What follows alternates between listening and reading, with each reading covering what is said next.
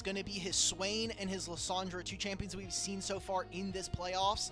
I think would pair well like a with yeah, coming out kind of pairs well with the Poppy already. And I think if we're talking about being range gated, being able to get around this Talia with this Unraveled Earth is going to be really important.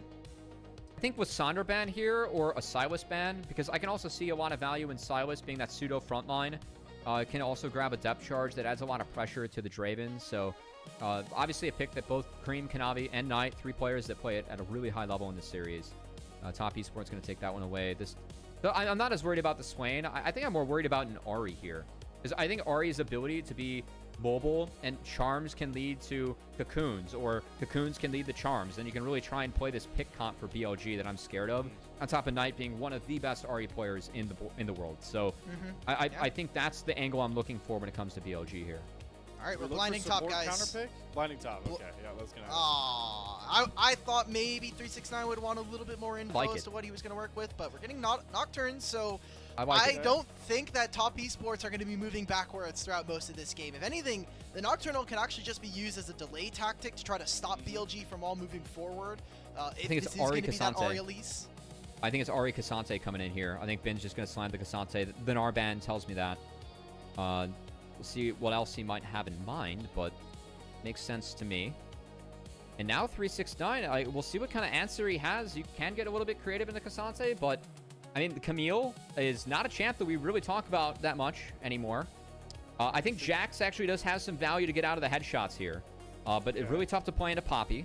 So I'm kind of curious what the choice is for 369. Is it a Mordekaiser? That's the other pick I was going to go for, because if you remove Poppy or Cassante from the fight, that is an extremely squishy team that BLG is going to have as a 4-stack if you take one of those tanks out. So I think that's the theory. Try and play the 4v4, which makes a lot of space for the Draven. If you're removing someone from the map completely, that could really help enable Jaculov and the rest of the squad. Oh, is this going to be... I don't want to call it quite yet because we still have time. I was wondering if this is going to maybe be some spicy Elise jungle. It's Elise support. No, it's Shadow is a bit of a... You know, he's a bit of an AP aficionado, but not going to be the case here. All right, well, hopefully we get some spice going down in the bottom lane. And for 369, 17-3 all-time on this Mordekaiser. Very rarely picks it out, but when he does, I feel like has a massive amount of impact in games. You know, I'm piggybacking off that Mordekaiser, the point you made with the Nocturne, right? I'm glad you called it out. The sort of defensive nature or the stall nature of this Nocturne, right? If TES are in a spot where they don't like where the fight's looking, they feel like they're getting cornered, they're trapped, you pull one person to the death realm, you turn the lights off, you're now daring a cocoon to go into darkness, a charm to go into darkness, maybe Keeper's Verdict's getting channeled. You drop the lights, you have so much more outplay potential here for Top Esports. Yeah, I mean, it's a free ticket into the back line. The Spell Shield gives you some defense against Poppy because you have to be wary of the Keeper's Verdicts. Also, the Tether still impacts Elise when she goes airborne with the E. Yes. So if she drops, you can still get feared. So I like it for a lot of reasons this game, honestly, for Kanavi. I like this Top Esports draft. I think that this is a really good one for Top. It just has to be, can bot lane survive? Because Draven Nautilus, it's all about getting that early kill. And it's going to be an early onslaught coming out from BLG's bot lane. Yes, BLG. Game 4. Giles need to be loud as they've been all night. Whoa. Swap. Oh, no, not again. Cassante by himself? So, I don't want to spoil things here. But, of course, swaps were pretty much fully negated by Riot Games with some of the choices they made in terms of balancing the game. There is only one way to play for a lane swap right now, and BLG are doing that. And that is that, I don't want to give this away, because we might see this, but you have to play in between the turrets. If you want to actually take away the lane swap, like nullifications, they aren't going to do it. It was just Ben going down bot. Kind of smart. I mean, worst comes to worst, Ben starts W, and you can catch the hook and back out. We have also seen an evolution of the lane swaps that we kind of saw when they were popular. Yeah, it's going to be later on. KT versus HLE series, actually, where they started the Kaisa in the top lane versus the Cassante. And it was I like that a lot. Yeah, not going to see that. We're just going to have normal, regular lanes. Kanavi, yet again, spotted early. This time, not contested by anyone on Top Esports to clear it out. And they will know, and junglers are going to be on opposite sides, or clearing towards opposite sides of the map. Gotta say, I would expect Shadow to 3-camp and then go get up in the face of the Nocturne here, because this Elise Kate should be up early. So we will see if Shadow even plays for his top camp, because if I'm Shadow, I'm thinking right now, like, what can I do in the Nocturne? Is level 3 popular? I'm really strong. Like, can I get up and get involved? She's going red buff invade? Okay. I mean, Kate hit the wave very early. Like, it was a... Oh, wow. Kanavi's going to come answer. This is spotted. They each have each other spotted here. Yeah. Wow. This is wild. I think Shadow comes out as a bit bigger of a winner here by slowing that clear for Kanavi. So now I don't think so. No. I think Kanavi, like, this is the only way that he gets his bot camps. I think that him doing this is actually really big. Because now, again, if this was allowed where Kanavi takes his 3 camps on the top side, I don't think he gets access to these camps. So Kanavi getting these for me is a win. I don't care that you slow down the Nocturne clear. The fact that Nocturne gets a full clear off is advantage Nocturne. Looking for a dredge line. He's going to eat it. Drops the cocoon. Switching the spider form and shows why. There's so much innate burst damage for this bottom lane that kind of highlighted in the draft. But if you forget the upper bracket finals, Game 5, Elkanon ran Shadow over has to know that was warded. Like you saw Kanavi wobbling based on where you were walking. Shadow has to know you just walked over a ward. I guess he might be going to contest the top side. Bin has the Mordekaiser under turret right now, so yeah, going to be a race up here again. Poppy level 3 with a red buff, advantage over Nocturne. I was just checking. He doesn't know that ward is there. He can have maybe an idea that it is, but now he's going to have he's getting stopped. Shadow is completely unable to get anything done here in this early game, and Kanavi is just basically playing with free map. What the? Shadow wanted the slam. He knew that Knight was coming over first, so they're going to trade flashes. Knight here to cover for Shadow. Cream is behind both of them. Neither top laner has moved an inch by this point, so it's all just a stall game as they tether around the aggro of that red buff. Still think it's a win here for top esports. Like, Kanavi is going to eventually still have access to that red buff. You maybe lose Flash, so in the next few minutes, maybe there's maybe a play if we can get Elise to come through the bottom lane or leave Caitlyn alone. Otherwise, he's actually just going to completely forego the red buff for now and maybe make an entrance top. Rare 3 level 6 Nocturne gank, but the burst again of Caitlyn Elise, just like Game 5 in the upper bracket finals. It's Elkanon to find first blood. So Hong didn't take Spellbook this game. He took Aftershock. I understand why, because you're trying to get out of the, the chains that Kate can throw at you. If you can have Aftershock up while you're eating the, 90 caliber net or the headshots, it's good.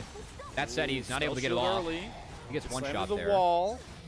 Shadow's going to try and kite back towards Bin. It's Cream here first. Kanavi takes a ton of damage. Unraveler Earth comes across. Side's going to flash after, get a full range Q and snipe down Kanavi. 369 trying to get his passive up. See if he can push enough damage out. Good claw away from Shadow, but he can't get his W shield. And everything goes wrong for top esports, losing across the map, and Knight senses fear in them, hits the max range charm into another Q. Knight arrives again to rescue BLG. This is Knight's Ahri, a pick that has been feared in the past years for the LPL, showing up in Game 4 and showing out that flash initially from Knight to make sure that he hit both sides of the orb was the game changer in this skirmish for me. Take a second look at Knight. He's able to get here second to Cream, as I really felt like this was almost Shadow in trouble. Kanavi as Conqueror going. Cream is here first.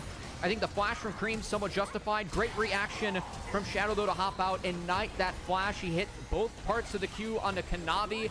And Knight gets the blue buff from that and just has a beautiful skirmish from here on out.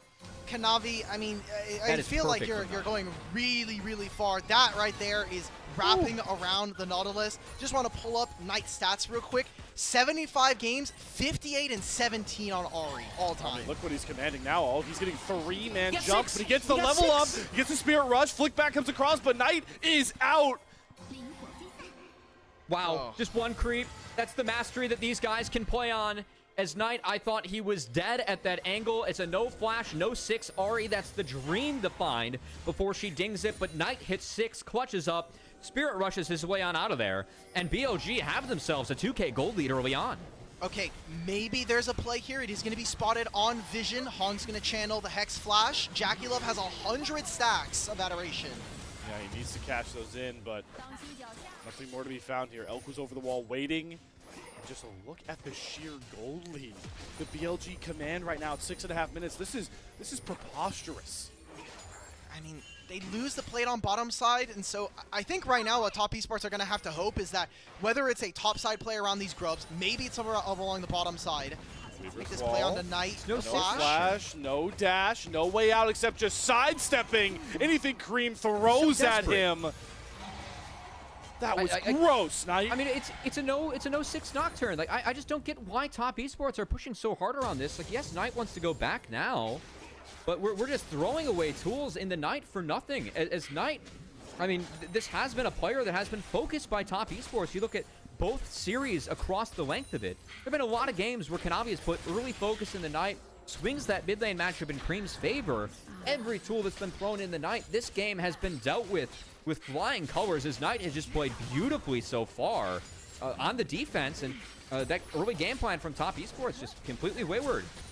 Yet another disgusting caster curse from ourselves. It was on, now it's Knight is the Knight versus Cream matchup coming into this game. Shadow's gonna grab himself an early dragon here at 7.5 minutes with his bottom lane. Still have time to rotate into the top side. Kanavi will hit 6, but is going towards the opposite side of the map. I think BLG are in really, really strong spots here. Kanavi's going to forego this bottom side camps, knows he has to play for this side. They're going to pull JackeyLove and Hong. This is going to be the make or break moment in my eyes. If JackeyLove can get a cash in with these adorations, it'll pull the gold lead at least a little bit back in their favor and hopefully give him the spike that he needs. Agree. Knight and Elk, though, are so much stronger coming into this fight. Dragon has already been taken down. They're coming off reset, so they're a little bit late. Top's going to get a little bit because of that, at least one grub falling. But yeah, if I'm BLG, I think I'm stronger now. I still want this fight. All right, the Shadow Dredge. I'm going to go long from Hong, and he needs a charm, and he is cut down very rapidly. They use the lights to go out to try and secure more space for Cream as the engage goes on to Bin, but Cream just out of position, has to pay the toll. Kanavi flash away from Bin, the guy he jumped on. This game reeking of desperation as it slips further and further out of the grasp of Top Esports. And Knight wants more. He is not full yet to be satiated, but finally he seems mortal, missing a charm, but it's been there to clean it up nonetheless. They can't dive 369. He has ult, but it's still giant win for BLG as Top Esports. They get 2 grubs, but give up a lot of gold in the process. It's a 4K gold deficit now. With the Mordekaiser being stuck in the K-to-Lease lane, that is the worst case scenario for 369. JackeyLove, I mean, the only shining light is that JackeyLove has yet to die, so still has the adoration stacks and still could, slingshot his way back into the game. But this is a rather dire early game here, as BLG have just nuked the game. Oh, wait a minute. Can they not dive a Mordekaiser? Oh, ace in the hole. It's just layered beautifully. And they may have lost majority of the grubs. I don't think it matters. We got to see that Kanavi uses the ultimate there to try to get away from the spot. Draven's going to use this ultimate to clean up some of this wave, but still another plate going over to BLG's bottom lane. Another plate now going over to Knight. They're showing not only mastery of some of these champions that we've talked about through draft, but just the gameplay, like Top Esports kind of tripping over themselves to make things happen in this game number 4. And I got to give some credit over to Shadow, because we know that we've said that Shadow, like, despite, no matter which jungler has been in the series, it feels like Kanavi has been the better jungler overall when looking at these 2 best-of-5s, but Shadow really clutched up in Game 5 to get BLG here through the upper bracket. And this game, I mean, this whole disastrous game started off of Kanavi overextending and getting outplayed by Shadow and Knight in that top side. So, this is a game where backs up against the wall. We saw 1-2 for BLG. What did they do in the last series? Well, they subbed out Beishuan for Shadow, and Shadow's the one that carried them through. What happens when it gets to 1-2 here? They don't go back to the well for Beishuan. They stick with Shadow, and Shadow has been able to have a pretty, somewhat stable early game against the Nocturne. He is ahead at this point and really opened up the one big play that did help BLG get this very significant lead in a game that we feel like should already be over, given the lead that BLG has right now. If we pull out talking about BLG junglers, and specifically Shadow and Beishuan, I'd have to hold this. Kanavi. A good cocoon, though. We were expecting on over the wall. Spirit rush through. Doesn't get enough damage. Depth charge is going to land, but they're not going to commit the paranoia on tonight. He gets out. Instead, they go after On. Still has the repel if he needs it, but he's pinned against the wall and sent back packing by Cream. Nice little find to get TES on the board. No more perfect game.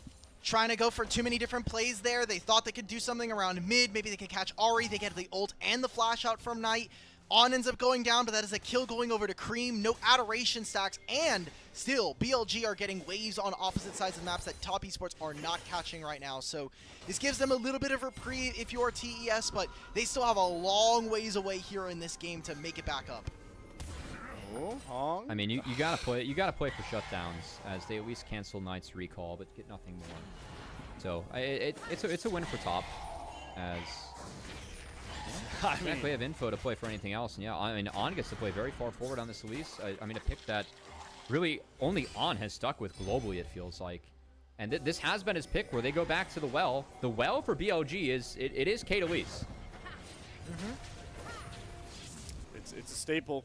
Oh, teleports out, so he survives. It's going to turn potentially into a turret here. At least one plate, maybe two, with the headshot passives from Caitlyn. Shadow and On helping to protect the bottom lane. Yeah, I mean, Love still on those adoration stacks. They're trying to protect the turret. They're getting a lot of manpower here down to this side of the map, but it is a treacherous step, each one forward near these traps. And I mean, they're kind of leaving JackeyLove out on an island here.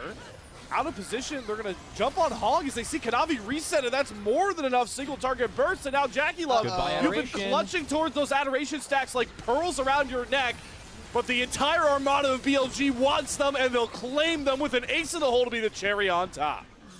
A lot of this starts, I want to give BLG credit. We've seen them intently put the Kate Elise into the Mordekaiser. Mordekaiser does not want to play into that combo. The first time we saw him die up top, this time we saw him TP to get away from it. The fact that they're forcing the swaps, it's forced top esports to swap down tempo, which is increasing the lead only for BLG, as they will clean up this turret. While all that was going on, I mean, 369 was forced to TP up top. He's jailed. Are we and it is top looking for a fight. Yeah, I mean, bot lane didn't reset. I actually like this from top. I think they're kind of forced to like do something goofier. Yeah, that's fine. Yeah, they have to throw everything at the wall until something sticks. But all it's been sticking is layering CC from Elk and On to kill off Hong. Kanavi finds one trade back on a Knight. Creep's going to flash away from Bit, but he's going to follow him over the wall. Has the all out if he needs it. Going to pull the trigger on that one. Damage up his amplification power and send Cream packing. Oh, and grab the dragon on the back end of it. Yeah. I mean, again, I think that it's a little bit of desperation, like, clearly, but Knight was no ult. They did get Bin's TP out, and 369 at least got a plate. So it looks grim for top esports, but hell, it's a grim game to begin with before we get into that. So I feel like top, I mean, we're really seeing them reach into desperation. And, man, I mean, this is a series. Yeah, I mean, this is a series now where BLG, the 2 games that they've won, I mean, this has been incredibly one-sided if they are to wrap this one up and push us to 5. Oh my god, Kanavi can't even grab this. It'll be at least a turret being traded. Like, 369 finally does grab himself this turret. Got a bounty. Objective bounty as well, so pity prizes a galore. But does On chase this? I mean, Knight has ult. Knight's in the area.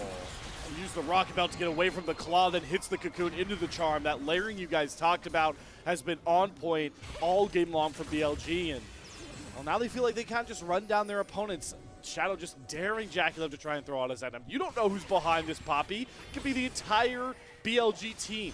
It's a mid-wave for sure. Caitlyn's still going to take this next one too. Knight gets paid on top side. They've got Herald to play for after they're done pillaging the top side of this map. BLG make it look easy here with this game. Yeah, I mean, this is just start to finish, and it's kind of what happens when you take, you know, a not Draven lane into a Kate Elise lane. Things can get very out of control very early if things do get volatile. Those are 2 very volatile lanes being taken. And yeah, I mean, it was BLG. Their jungler is the one that was able to interact with that lane better earlier.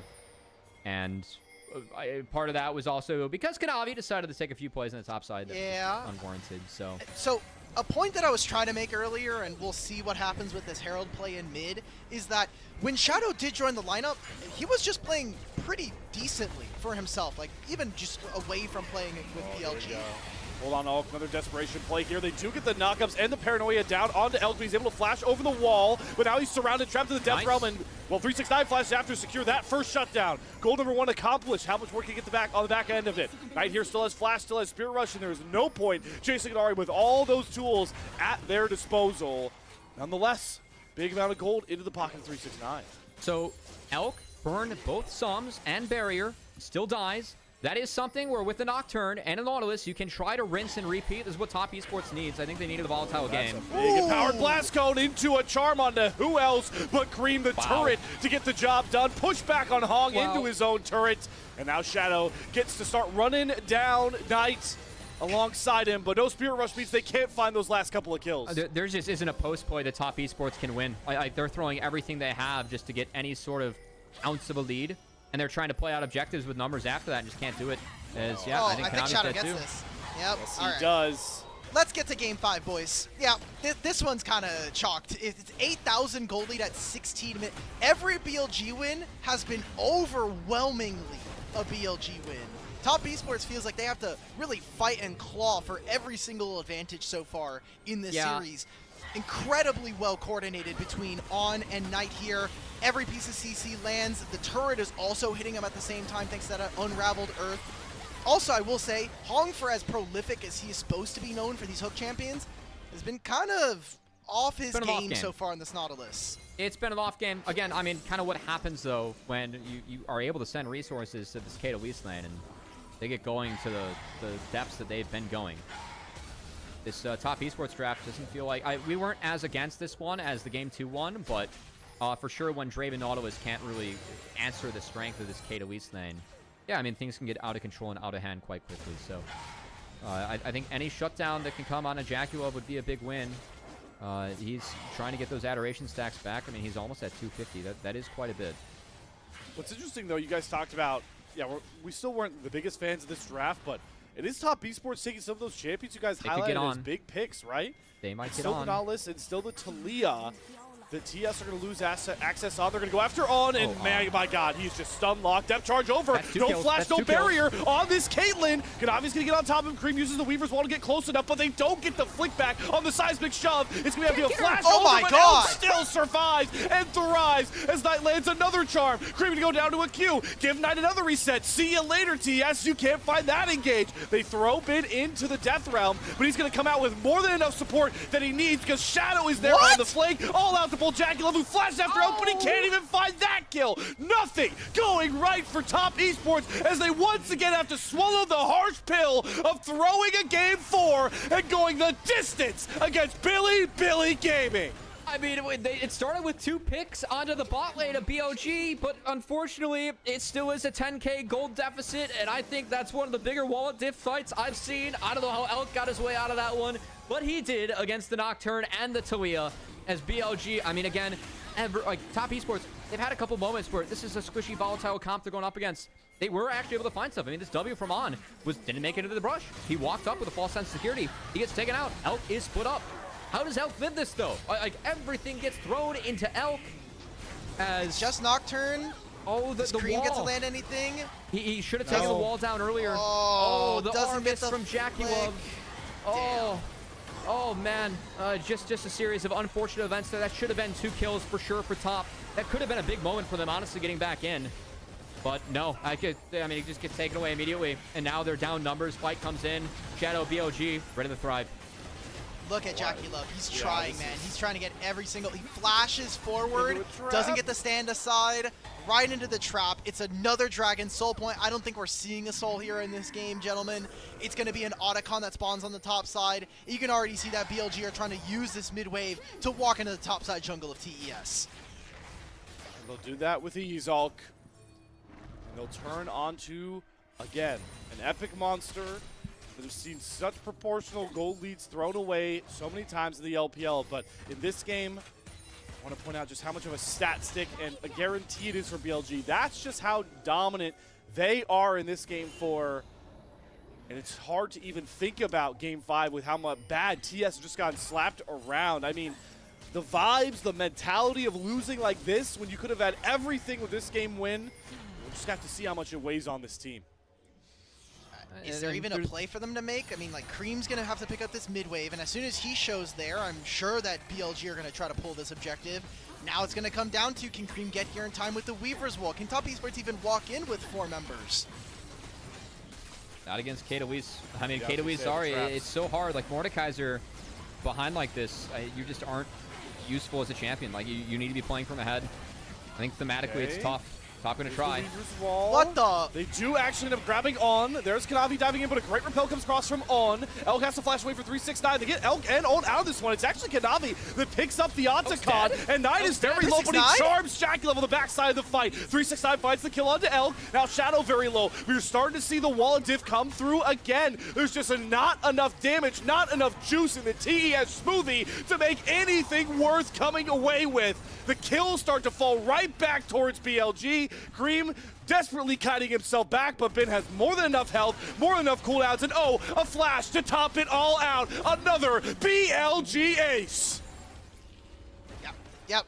It's cool that Top Esports grabbed themselves the Otacon, but that might just be the biggest pity prize of them all here in this game number 4.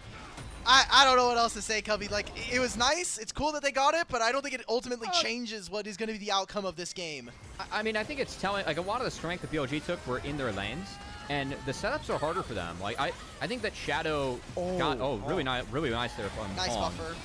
They waited a little bit too long on this. I think 369 able to get Elk. I mean, this is really significant. I think that Bin zoning off Jackie up like this, like, probably is not that worth it. Jackie's like really not the problem in this one. You kind of abandoned Elk and On while you were able to create some chaos. Because, yes, Top Esports are getting walleted, but I do think that some of these setups from BLG, it first shows off like how volatile this bot lane is and some of the difficulties of that later on in the game. But I also think that overall they could be a little bit cleaner, could be a little bit better. That's not happening. Cubby, come on. You've been here for, what, like 9+ months here? You should know BLG are not going to have clean objective setups. It's been like that for 2 years. You got to get with the program. We're here in Grand Finals, man. Come on. We picked all hands, man. It's fine. Just give BLG the hands champs, and it's chill, as always. It's all hands on deck. It just happens to be literally in the game. And, again, it can be frustrating and signs that we can point to that they should be punished on, and especially on a stage like this, but it's hard to knock the results-based analysis for BLG, right, guys? The all-hands diff, if it's working, you can't scrutinize it that much until maybe we start having world conversations. I think we can. Some of these objective setups have made me very sad.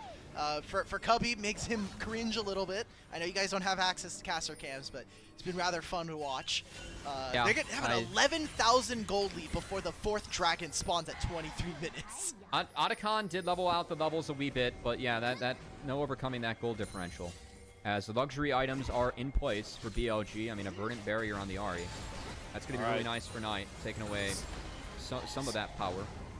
I'm sensing another half-court attempt here from TES to scramble some gold back and try to deny this soul up in 10 seconds. They take a big stance in the river, and what do they find? Jack Squat. They'll land the CC. Shao says, I'm going forward into the 3-man keeper's work. That was deceptively disgusting. Lights go out, but they still see 369. He pulls Shadow into the Death Realm, but he doesn't even win in his home arena right now. He's buying time. Jackie Love gets a reset on tonight. They do end up trading out 369. Jackie Love doesn't have the damage to contend with Bin for now, but they've able to trade themselves 1-for-1. Knock Knight out of the picture. Cream tried to split BLG right down the seams, but they can't commit to it just yet, and everyone tries to calm back down as the Dragon hits the Rift.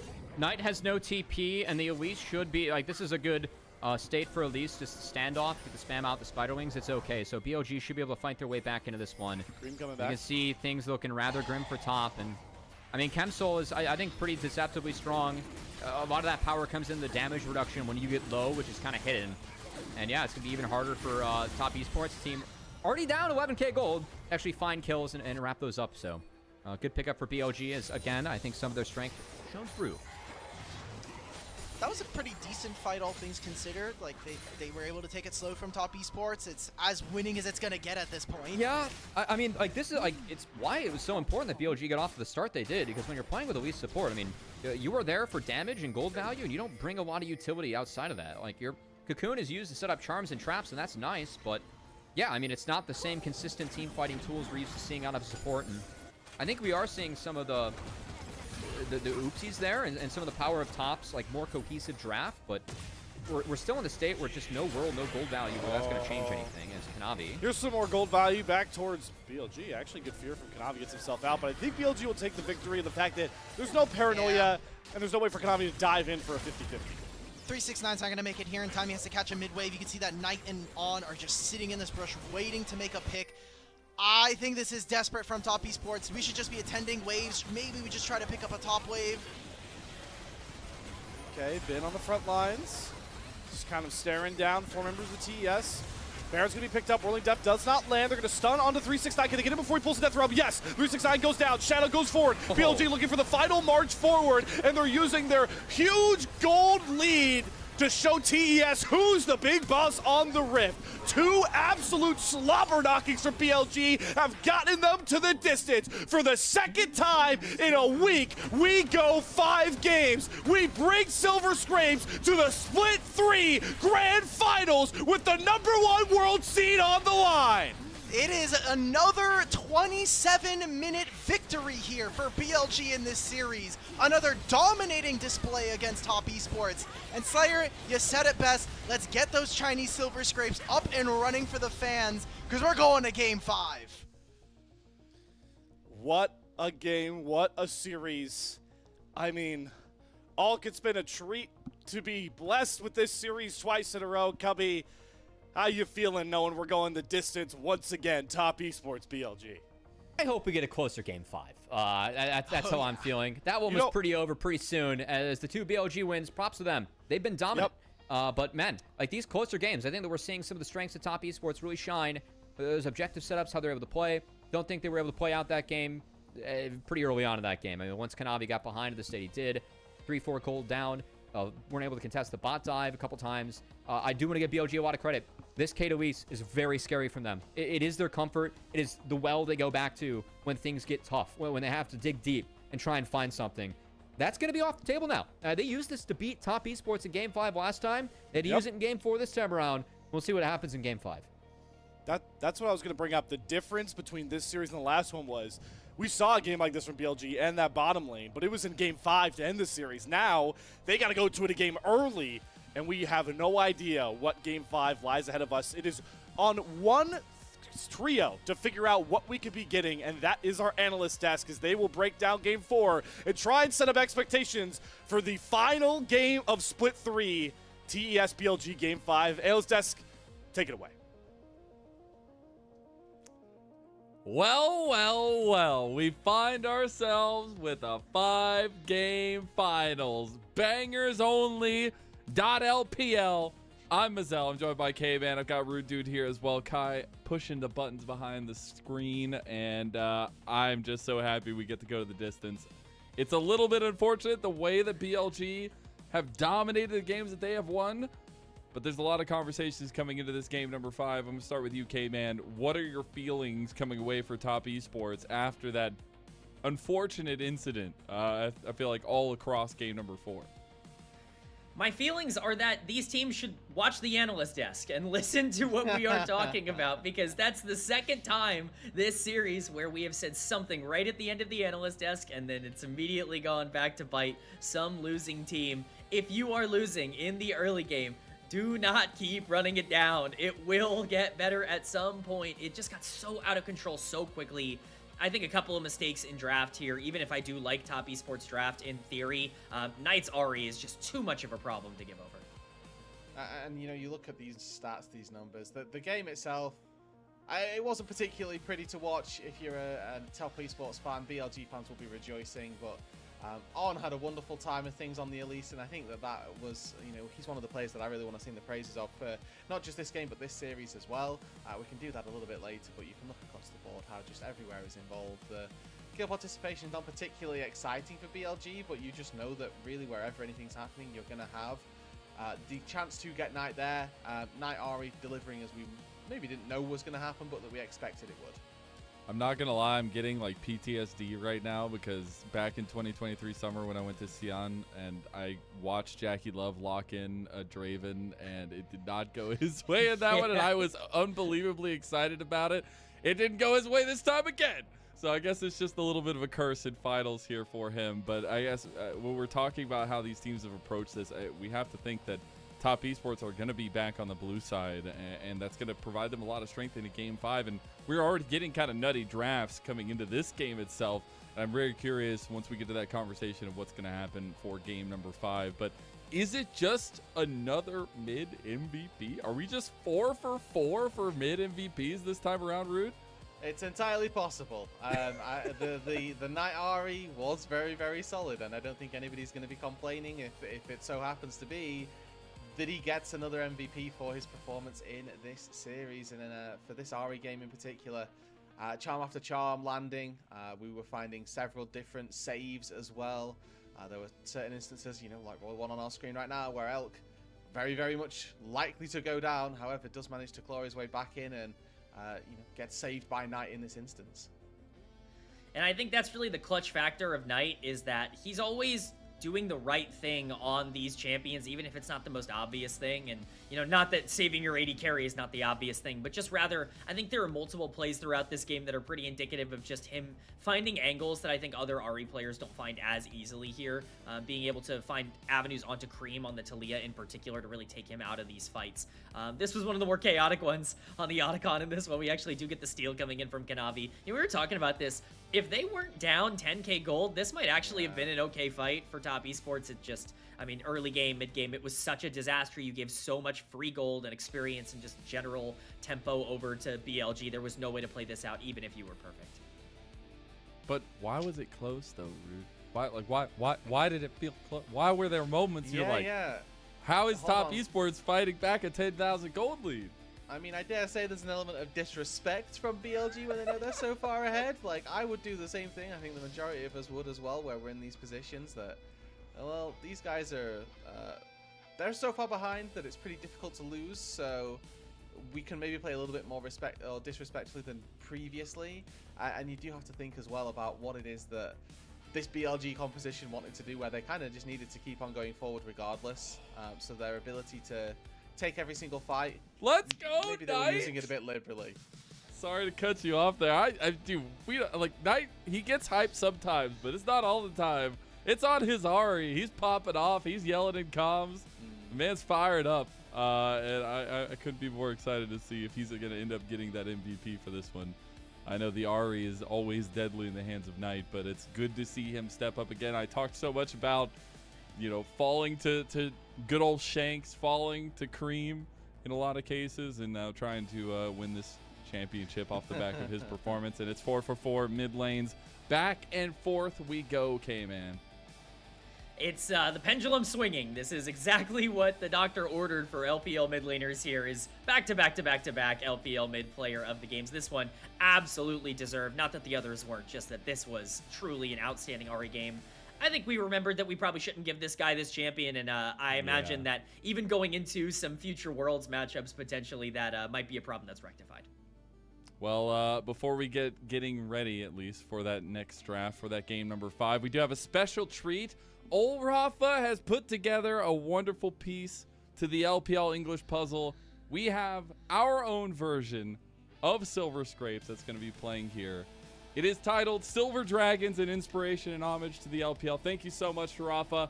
And let's go ahead and have us a banger game number 5. Silver Scrapes now.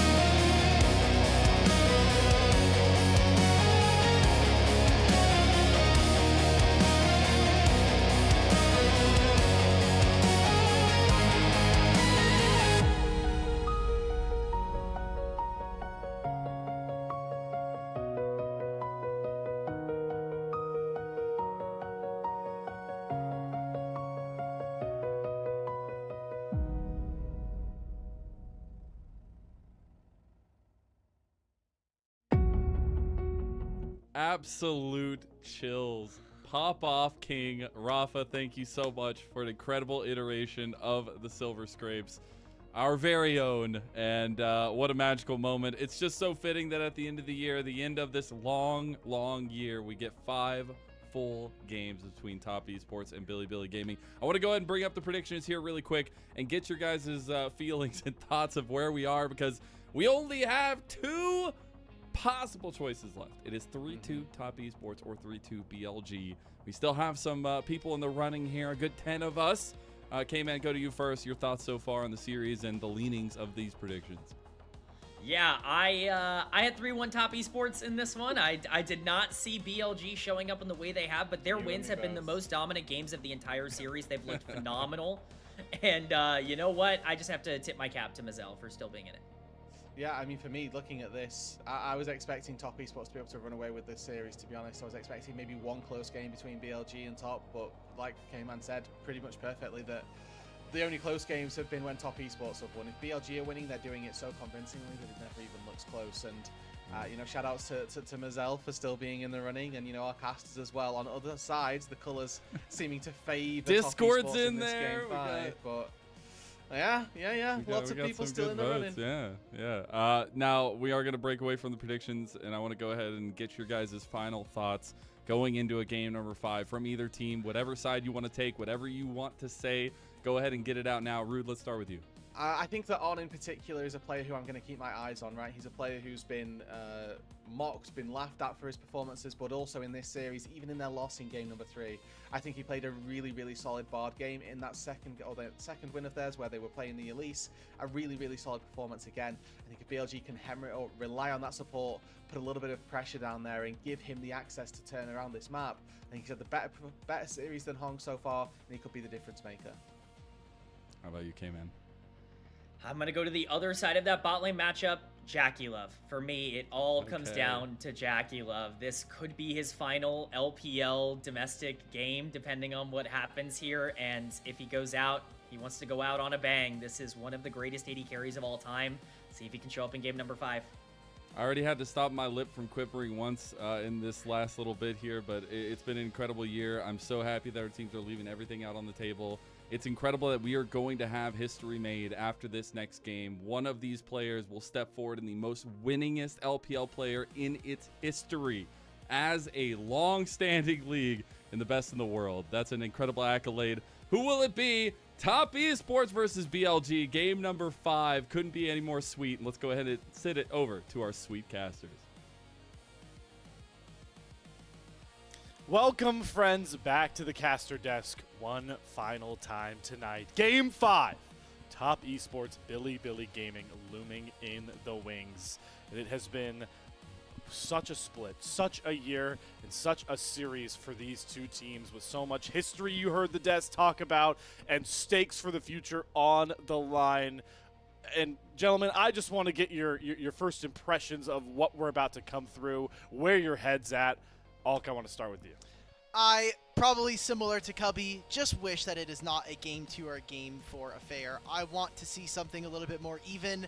And honestly, even if it is a BLG win, I still want to see some decisive League of Legends here, because I think our game 5, some of these have been kind of robbed from us. The closest I think game 5 we've had here in the bracket was Weibo versus AL. Cubby, yeah, I mean, not wrong. I know we're talking behind the scenes, like, you know, we hope that game 5 is a little bit more like game 3 than games 2 and 4, as we'd like a close one to wrap things up. But I think that has to be a story coming into this last game. The fact that BLG, A, they've stuck with Shadow, B, the games they've won have been extremely volatile and one-sided in their favor, and you know, C, with the differing game paces that we've seen from each of these teams, I think that lane priority, jungle priority has been mattering a lot. We've seen BLG blow up those leads with a very winning draft in game 2 and then leads they drafted for in game 4 to quick victories. And so what happens in this next one? Does Top try and still stick with that early game, probably take blue side and see what happens there? Or do we see more of a steady Eddie game 1, the likes that we saw where both teams actually play pretty stable, made some cautious decisions, and we didn't see an explosive map? And as we've talked about all series long, you guys have done such a great job highlighting what big champion picks are going to be on the table as we've gone game by game. So, Cubby, I know you want to bring up one name that you've mentioned this whole series long in the mid lane. Do you think that how much higher can the Annie priority get at this point?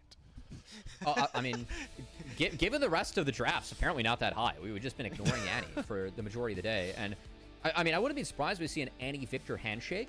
But I think that just given what we talked about with these very fast early games that we're seeing from our teams, Annie has to be talked about as a pick that we could see. I think Annie Nefiri is probably the best pairing left. And unless you want to get really creative with an assassin, we've seen Kiana denied for the entire day on red side. I don't expect to see Nico making an appearance in Game 5 either. I think another pick's maybe Alistar. But yeah, I mean, we started the day with a question like, I thought it was more important for Top Esports to win in 3 or 4, because I think that Game 5, their champion pool is going to get pushed the most.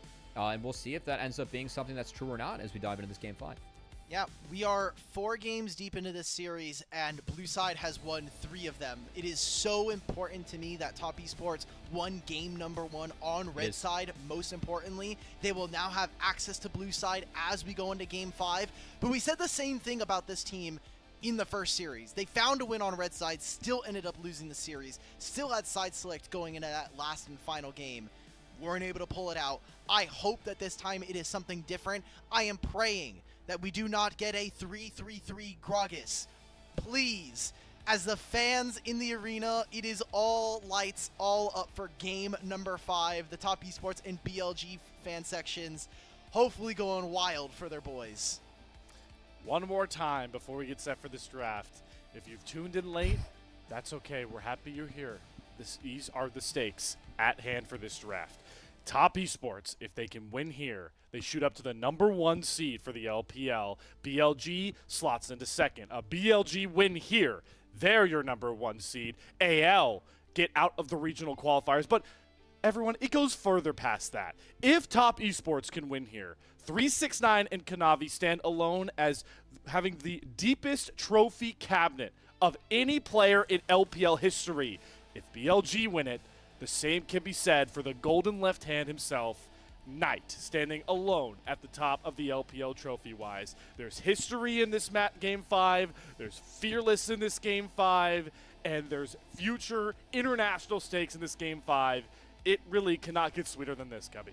Yeah, I'm sure as many of our viewers know, T1 did lose to Gen G earlier, so that means that the team that has never lost a best-of-5 to an LPL team in World's history will meet the LPL 4th seed.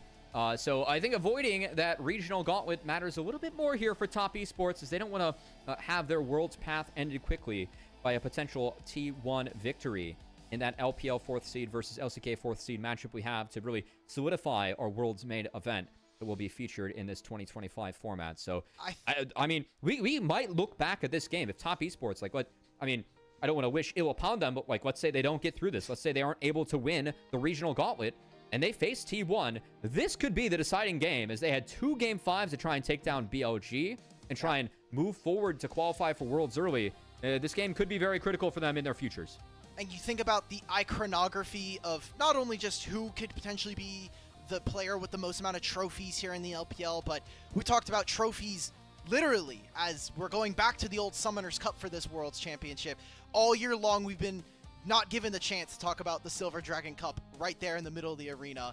And it is going to be one last game on Summoner's Rift, one last draft, Top Esports on the blue side, and immediately we come out with a Kalista ban and a Sivir ban. So we thought it was going to be Sivir for Jackie Love at one point in the series. That is not going to be the case. Do they ban Silas? If they ban Silas, I think it's really telling they want to go after Alistar, also Nefiri being taken away. That's the best Annie pairing that we have left.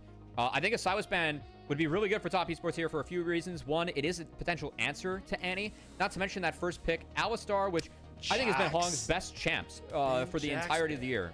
Are we giving up Nico on 3 here? This is Kiana and Nico have been 100% You can leave Nico and Alistar up. You can leave Nico and Alistar up. That's the plan. They ban out the Silas. It's going to be an Alistar for Nico trade. Now, if I'm top, I would expect for Hong to go for Alistar. It is his most played champ and most successful champ that we've seen from him this year. But this is a real choice that you have if you're top, and I like this from BLG. I think it kind of takes out some of the power of that first pick if you're actually just deciding between Nico or Alistar. And you can't give away both, because if you do, Knight is more than willing to play that Nico mid. He's played it already, I believe, this split or last. So I don't think you can give away both picks either. So they will grab the Nico top esports. I wonder how much bottom lane pairings also factor into this. But as the series has gone on, we talked about bringing the melee mid laners out to play. And with Knight getting fired up after that Ahri win, how amazing, how awe-inspiring is it, Alk, that we are getting Game 5 Knight a-calling? No Silas to counter it either, so let's see what Cream might go for. Still Victor available here in this series. And something that we've talked about through a couple of these games so far is JackeyLove and Hung have not really had the best laning phases versus Elkanon here tonight. So a Nico hopefully to try to get over that hump, change up the matchup, give something for JackeyLove and Hung to really play around in this 2v2. You're going to be playing into a Jhin as well, so BLG really want to have that reach going into the back line. We're getting Kanavi, Lee Sin, and finally, Game 5 Annie for Kareem. Look, I think that Alistar, it has to be the pick here for On. You're going to need that Unstoppable to get out of the wombo that top esports is bringing. But for Game 5, having Nico, Annie, and Lee Sin, I think this is a good start for top. They have the AoE, they have the circles they want to bring, and a lot of this series has been about who can play faster. Top esports is pretty much the team that will be playing faster with the draft they're showing early on. It's going to be BLG on the back foot. Now, I would like a Sejuani ban. I think that should be assumed that we're going to throw that out. Before they throw out a Gwen ban, I think that that's somewhat justified. They don't want to pick Gwen for themselves, and Gwen does provide some real value on top of being Bin's. One of Bin's best champions, actually the most banned champ against BLG this split. So I do like the fact that they're taking that away. I really feel like it's important, though, they take away Sejuani. I don't think you want Shadow on Sejuani this game. Who cares? You just get Maokai. Yeah, true. There's the Maokai angle always up there, right? I wonder if BLG got just trying to hint JackeyLove's pool as much as possible. There's Fortune for the Wombo, Zeri for the scaling. So now we got to start thinking, what does JackeyLove feel comfortable playing on, and what fits into what top esports are already showing? Only thing left is a Lucian, potentially, from what we've seen. There's also that Smolder that we've seen constantly hovered here. You're going to take away the Vi that makes it through 5. I think that's why they banned Vi. I think they're going to go Smolder here. I think that's a good call. I mean, Annie Nico can double as Peel, Lee Sin as well, be a very malleable front line, and it kind of does give that, you know, late game, hey, if we screw up early, if things go awry, we still have that Smolder late. It's a survivable lane against the Jhin. No way. Don't get baited. Don't get baited. It's a blind. Okay. Still, blind Jace. I got baited. I don't like this. this. Aatrox as it responds. Yeah, Aatrox. You could Gragas. Oh, no, we don't say that. It Gragas is a lot of value. It's into Akali, into the Alistar, into the Jace. I actually like Gragas a lot this game. I think that he has a lot of value if you're going to try and hold the door. He doesn't know. He doesn't know, Alk. I think he knows. I think he's willing. I think he's just willing to gamble that 369 is going to hit a 9 this time around. Seems like they're going back and forth. They want to give JackeyLove a little bit more time. We talked about whether it was going to be the Smolder. I had posited maybe it's a Lucian game, at least from what is left in the pool here, from what we have seen from JackeyLove so far throughout the split. And this could be the last game, the most important champion that JackeyLove has chosen here in this series. Does he want to try to run over a lane, or does he want to be the scale policy? Okay. JackeyLove wants to get aggressive and immediately give TES a very volatile bottom lane, as Sejuani will be the counter pick for Shadow, and you have your final draft of Split 3 in front of you.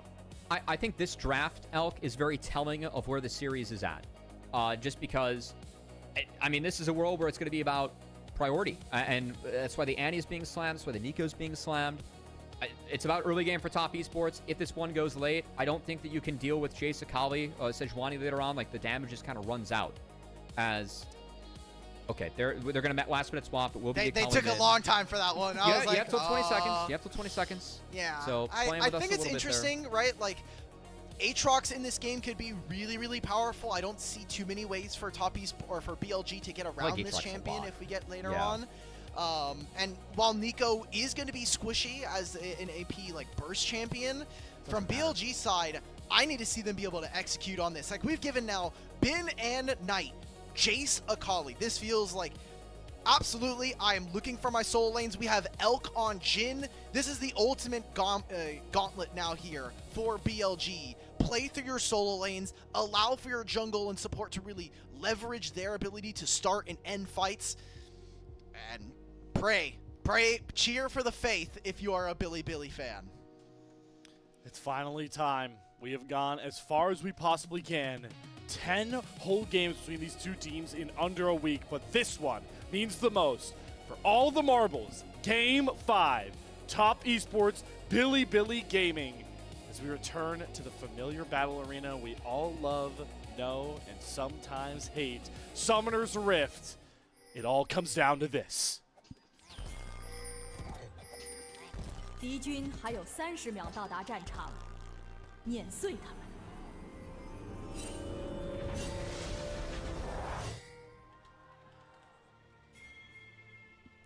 We may not be able to hear their energy as well, but you can see it, you can feel it, how much emotion is packed into this arena. And as you see in many Game 5s, sort of respectful fan start across the board. Just the classic Raptors words likely to come down here. Cream using the stun to make sure Shadow really can't contest.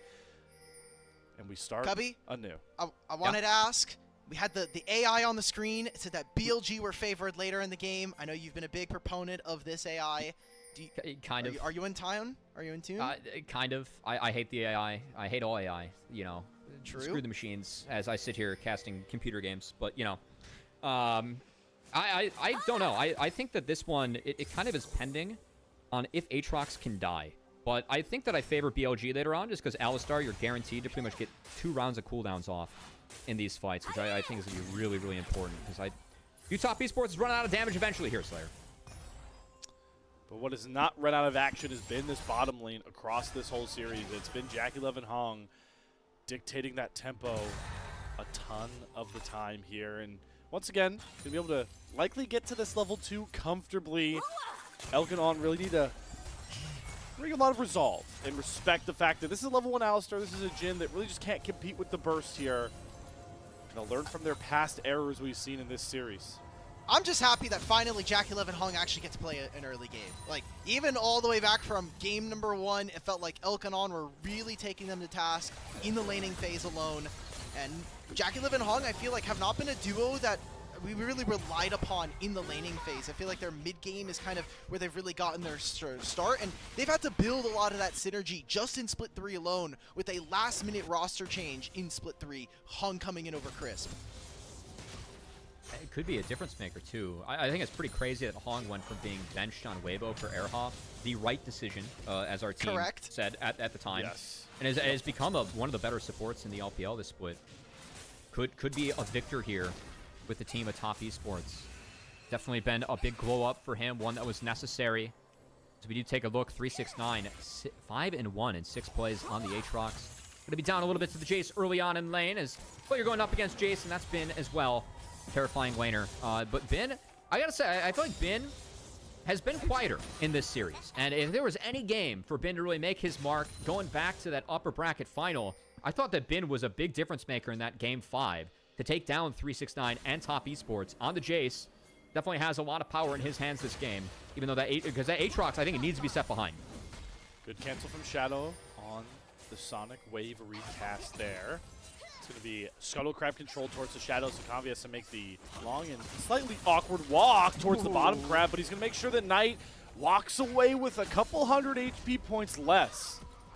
He missed some XP for that because that wave was frozen, so I actually like that a lot from Kanavi. And he's going to be able to do his wraps on time still. So I know it's small, but we like to celebrate the little things here as Knight is going to try and stick around. I like what Knight's doing as well. I know that wave is grim, but he waited for Annie to reset until he went to wrap that one up. So we'll ensure that the wave gets in, even if the visit from Kanavi was the intent of that was to set Knight behind a little bit and was successful. Shadow, really quickly, does have the Unsealed Spellbook. This has been basically go-to for Shadow when he's been stuck on the Sejuani. So let's see what he's able to get done, what kind of different summoner spells he can utilize early in this game. I imagine getting access to something like an Ignite to maybe cut down on the healing versus 369 could be interesting. An Exhaust as well. I think that the double TP threat, too, from jungle and support for BLG could be really big around those grub plays. So we'll see what they're able to do. Like, you can use that to make a play bot and then go still play the grubs top, right? Like, you can get really crazy with double TP in your 2 support roles. So curious if BLG catches in on that one. Obviously, same option, not available for Top Esports. Seeing a roam down from Knight here. Just scouting to try and get some wards to maybe just help provide some ailment to this pressure that Jackie Love and Hong are starting to really get here. You can already see the CS totals here for Jackie Love. Oh, but multiple waves into Elk, who, like Alki pointed out, is looking to play facilitator, the Jin pick. It's BLG leaning on their solo lanes to carry them home, but still a big problem brewing as this bottom lane plays out more.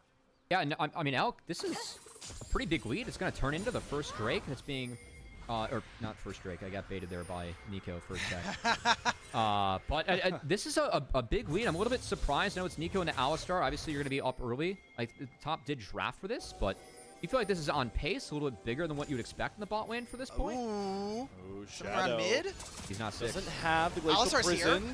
Timber's out, stun comes across, Cream gonna flash out, tries to follow, can they get the Sanjuani stun in? Yes, with the perfect execution! Down falls Cream, first blood to Shadow and Billy. That is huge. I mean, On has been sacking some of these waves. You saw an early roam to get this ward onto the Raptors. Now he shows up mid. Wasn't a big part of this play, but the fact that they get the pincer onto Cream, no flash, no teleport, and now that early dragon that you're hinting at, Cubby, could be something that they could look for now that Elk is coming out of base. I actually really like what BLG is doing with the lanes. They're going to put Elk in mid to try and play this wave a little bit quicker, where they might be able to open up an angle here and keep Knight on the map to try and play defense, but they just use some On, ults. snap engage, they tether the Deadly Floor stun as well, but Kavi gets a big heal, gets back out, and On has to pay the price with his life. Big trade back for Elk, though, gets a huge crit shot on to the Lucian. And he wins Elk these. trying to front line here. They're trying to wait for those anti-stuns to come back up, and Knight's going to eat it first. Immediately, they flash on top of the gold left hand and turn him to rust. All chaos breaking out in the mid lane as the Glacial Prison comes across for Shadow. Cream going to eat it. Elk is holding on to the crit shot. He flashes for the dancing grenade and hits it home. Double kill to Shadow. 5 kills to BLG before 7 minutes. And that all starts from On with a huge headbutt pulverize. Now he gets to teleport back onto the map, help his team. Look at this. This is a two-man engage onto Kanavi and Jackie Love. Massive find coming in. For me, it's a mistake from Jackie Love, though, in the back half. You should not flash for this kill on. It means nothing. He blew his CDs to put yourself in that awful position early on. It's Jackie Love misplaying the fight, Elk playing the fight beautifully on the back half, and that was the game changer into the ante, because you don't have to flash for that Alistar. Let someone else do it. He gets 6 because of this. I know, yeah. If that doesn't happen, I think that depth was very poor from Jackie Love as he goes down way too early in the fight. Not worth it to trade your life for the Alistar. And that AD not being up was the difference makers. Now Jackie Love, he's going down. Knight into the Shroud. They have a current call coming over top. Watch On the flank side as Knight gets popped here by Kanavi, and that kind of ruins the whole play there. Knight getting a bit too skittish with his engages as the nerves really showing in this game 5 for both of our teams. That was so big from Hong, though. That Thorn onto Knight, that saved Jackie Love, who could have gone down. So both our teams taking some pretty big swings, and while the first one was big for BLG, it didn't lead to an objective. This one's going to lead to an objective for Top Esports. They're looking at the grubs. Look at the leads right now in this game. It is 3-5 in favor of BLG, but because of the CS advantages in mid and bottom lane, it is just barely even between these two. Barely 500 gold. Cream's looking in mid. Oh, they drop the Anti-Warhammer onto Elk. Remember, he has no sums from that earlier play, but there's not enough damage between the whole full Anti-combo yet, and Elk escapes. So watch Kanavi. I mean, can they turn that into a dragon? Like, they could fix bot lane and... Sorry, I've now got you 5 just camps. Sorry, buddy. Yeah, you forced Elk in the base. Okay, not going to happen. They're going to play. They're not going to go bang bang. Said Cream's going to get back in here and try and pick up what he can. But, hey, a good answer from Top Esports. Again, I think what was so significant about those kills early on, for me, I mean, it's kind of hard to, like, say what the scaling is going to be like late in this game, because I think there are some individual factors we have to look out for. Like, does Aatrox necessarily scale as a champion? No. But is Aatrox going to be incredibly effective in a game where it's a low range for BLG and a Jhin as a marksman? That's a really happy game for Aatrox, right? So overall, though, I still think that Top are the team that probably needs to get going early on just because of the AD and support matchup. So I think that early win is really significant that BLG were able to get off to a good start. I think that was a smart reaction coming in. We saw pings immediately onto that brush that is on the side of BLG. Kanavi probably just sensing out there's probably a ward. We have no way of sweeping it without showing ourselves. So without anybody knowing, without any information from BLG, they're going to start up this dragon, most likely grab this for themselves. And all the while, I feel like Elk, after that mid play, after they forced him on the recall, he's been kind of forced to move around the map a little bit, still accentuating some of this gold differential. I mean, getting forced out by Cream, like he misses a wave, and I know that Jackalove's the one that got off to a tough start. It's 2 kills onto Elk, but he has an Essence Reaver before the Jhin does, and you can do something with that as Lucian. Remember, On has access to the Unbreakable Will here. Able to hold on to it by using the Unsealed Spellbook Ghost instead. Completely routes this dive. TS really wanted to get Bin out of this spot, but alas, no way to do it with the big bull in the way. We were talking about the advantage for the enemy team. Shadow's been sitting on Heartsteel and has gotten 0 procs. Yeah. There's been a lot less fighting here, so Top Esports are excited about the fact that they've been able to stall at least a little bit. There's been less action. Completed Sundered Sky now coming on through for Kanavi, and expect that that'll be probably the same for Cream in a few moments' time once he finds a recall.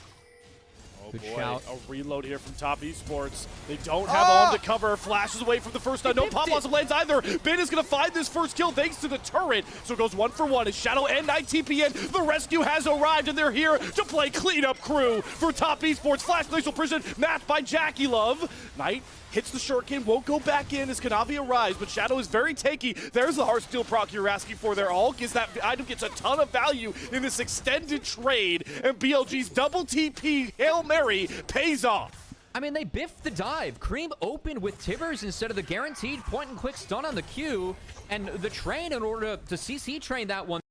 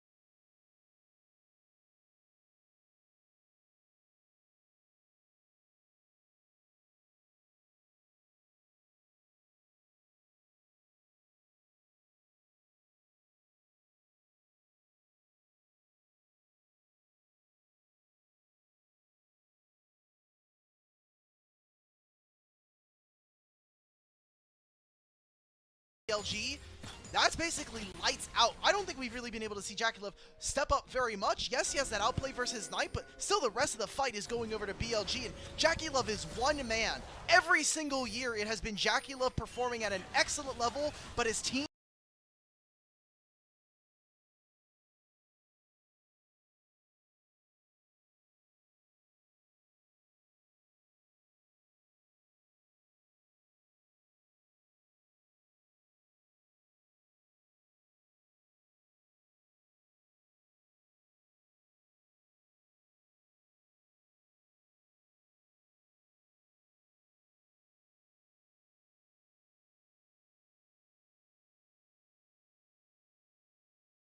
protect him well. Knight is looking for that window in to end this series, but TES won't budge.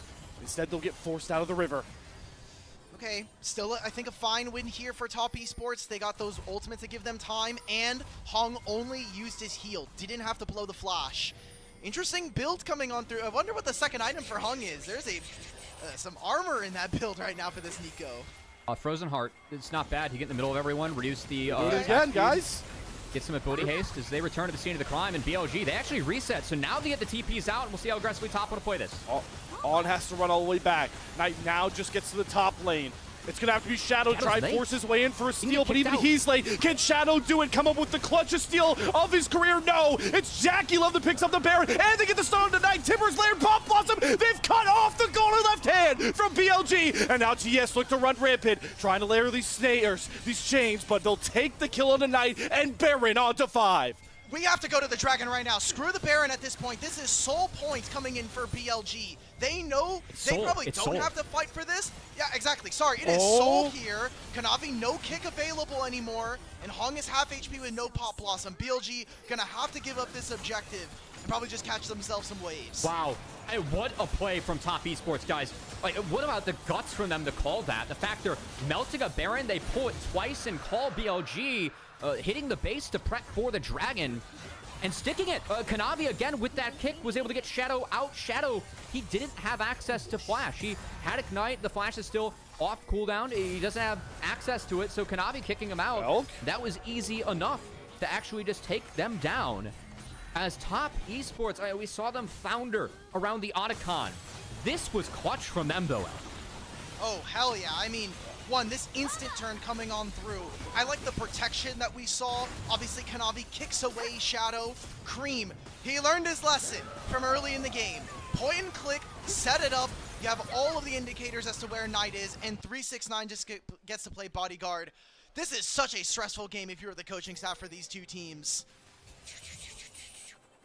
The stress only amplifies further, gents. Baron power play started, but TES still pretty skittish with not a lot of real estate set up around the map. BLG trying to play the stall game. So Dragon a ways out, and a Baron power play soon to crumble in about 1:10. So what screams out to you in this next window, Cubby? For me, it's JackeyLove items. I think that he's going for GA 4th, as the Infinity Edge has just come in for Elk. And I think that we're at a weird middling ground where once IE comes in for Jhin, I think that JackeyLove needs armor this game. You're up against Jace and Jhin. You need steel caps or you need a GA. So I think that GA is going to be the timer they try and wait and fight on here for Top Esports, as at the moment, standing objectives with the Baron. They're going to try and get what they can. They're outranged pretty bad by BLG's comp. It's hard to siege into a Jhin plus a Jace. So I think that Baron, it's hard to get a lot of standing gold out of it, but they definitely stabilize this game. I think it's just about shutting down Akali, because that gold lead, it's on Knight versus Cream, who's down, but you're still Annie. Like, those point-and-click stuns are so incredibly useful. We saw him use it very well against the Akali in that one when he did lead with the Q. We'll see if he can continue to just kind of... I feel like those stuns, those are the windows you're looking to play off of. Be bursty. Like, that's when JackeyLove can dash in, get it, the double shots off, and then kind of dash back on out, right? You got to play around your CD windows and really commit to that if you are Top Esports with how bursty their comp can be. That gold difference, I think you can see, completely swung by the 1,500 gold you're going to get from the Baron right there. Yeah. So winning a fight and looking back at this Top Esports lineup, aside from Split 1, it has been 5 years since we saw them pick up a trophy beforehand. They lost 24 spring finals versus BLG. They lost 22 spring and summer against their opponents. I think it would be a testament to not only win, the first split, but then the last split of the year, and bring home, finally, a Silver Dragon Cup to Top Esports. I mean, a lot of commiserations for Top Esports fans go away if they end up beating BLG in this fashion to book their ticket for Worlds. Again, when it comes to regular seasons amongst the 3 splits, Top Esports has been our most successful team. They've won split 1. They were the top seed. I mean, coming to this, right? Like, behind BLG, I mean, top, like, they've proven throughout regular seasons they're a team to beat. They've not been able to put it together from start to finish, whether it's split 1 of the international tournament, not being able to deliver upon an LPL victory, or here.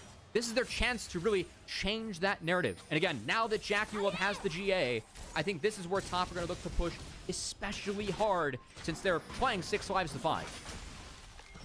There's so much at stake here for TES if they can find this win. Bucking, like you said, Cubby, the regular season Merchants trend. Bucking the 6-1 best-of-5 record BLG currently hold over them in the last 2 years alone. And for Jackie Love, with the future of his career much up in the air, how nice would it feel? How poetic would it be for potentially his final game in the LPL to see him lift the Silver Dragon Cup? Okay, 50 seconds, Dragon's gonna spawn, Soul yet again here for BLG on the cards. No one's gonna attend this top wave, it's all about this mid lane wave, and BLG will have spotted that Cream is recalling right now. Cancels that, he is looking for a buy. Is that gonna be Seekers into Azonia's completed? He's looking for it. Shadow able to heal up off a big lick of damage he took from Jackie Love, who still is gonna commit to that GA Cubby, so doesn't have as much armor. Why are we throwing Redemptions out like that? That's a weird one. I think Redemption is way too big of a tool to be throwing away like that before a Dragon. I guess it prevents a GA. I guess it's a GA maybe, like that prevented it from coming through, but I think that's very weird from On, as that is a very, very, very significant cooldown and significant cooldown advantage you have when you're playing against Nico. To throw away Redemption like that. King Kanavi pushing his troops forward into the river, scouting out all flank angles, knowing Knight's on the Akali. They spot him up to the top side, but they're getting themselves wrapped around as Shadow is burning down this Infernal Drake, an Infernal Soul to bring them a championship. Unless Kanavi can steal it, it's going to be 50-50. Glacial Prison stun comes across, it is Elk that secures the Infernal Soul. Knight dives in, all the damage compounding on top of TES, and there's nothing they can do but burn down and get packed out to the gray screen. It's a Knight triple kill, an ace for Billy in do or die game 5. There it is. They got the teleports coming on through. It seems like they want to make a play onto the mid wave. We see pings on a Baron. The solo lanes from BLG are going to go and finish out this bottom lane wave. A massive team fight, a full-on ace, clean 5-0 for Billy. I gotta get a second look at that. It just felt like they played straight into the Alistar, straight into the Sejuani, the meat grinder of BLG. I mean, who was ever under threat in the BLG team fight that time around? Top Esports weren't able to find anyone or anything in that. Like, I need a second look to see how they were picked to pieces by BLG in that one, as they were late to the objective, they were late to the fight, and they never even got into the fight because BLG just shredded them. I want to see how Elk stole this Dragon, man. This has to be like a bouncing grenade. Exactly. What Cubby said is right. We need a second look. Hopefully we get a replay, but a teleport onto Knight. Too late. He's going to turn into too much. He's already out. A teleport's also going to be matched by On and Shadow, so they're back onto the map. All right, let's get a second pair of eyes on this one. So Knight is flanking from one end. Bin can start to poke. I think it's a crit shot. 3,200. Shadow goes forward to knock up on the Kanavi. They stunned Kanavi. Yeah, damn. He couldn't do it. And then, I mean, Cream, I don't know what Cream is doing with the fight. Like, he blast coned over into 5 and it just gets one shot. I know he didn't even get off his combo. I feel like him, the point and click on the Knight, it's so threatening if the Akali is not able to play on a fight like that. I think Cream going to zone off Bin and not the Akali, who was spotted earlier, was a big mistake on the setup from Top Esports, and Cream kind of throwing away his life. We said a lot. This team, for me, they go as far as Cream will take them. Cream is not as good of a mid laner as Knight. He's been playing up tonight, I think, in the last couple of series, but I feel like that was a big misread from Top and a big misread from Cream on the jobs that these guys have to do. I think that you have to mark a call if you're Annie. Hog, big pop awesome on the back end. Can they get 369 in? They take down Elk. 369 is unleashed. Shadow's eating a full culling. On trying to flash out with the Unbreakable Will, but they get Shadow down next. BLG make one overstep, and TES crack down on them. Didn't Wait, count the Knight's minions. Oh my god, Wait, Knight. Wait, can he get both of these kills? Knight takes both carries out with one sweep of the Akali. They're gonna end the game. Oh. Wait, is he gonna try to go for more? Oh my god, Big TP's back in. He has the second battle, perfect execution. He's going after Hog. There's the third kill over for Knight. Trying to find more here. Kanavi's GA popped. A Knight in shining armor rescues BLG once again when they need him most. 4 kills, only Kanavi left to watch his entire team fall to the wayside. I mean, we're talking about the player that is trying to become the winningest player of LPL history, playing in his 10th final, and making sure that his team is going to end the split on top as the #1 seed in the world. As Knight steps up, it was the first fight where Cream doesn't mark him on the Akali that he cashes in. And it is this fight, the one that he's not a part of, the one that Hong rips a massive engage into BLG, trying to save top esports. And we don't see Knight for any of it. That's the last time that Knight was spotted. He's just behind top.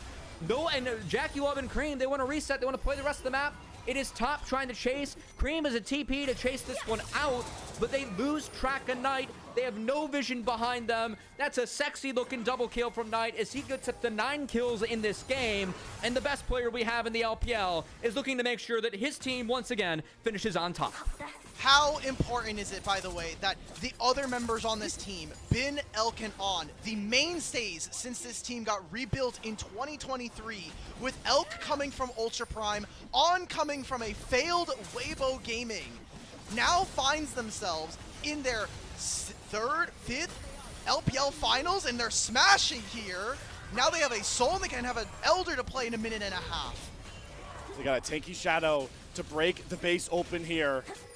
First inhibitor turret won't go down. The cut wave.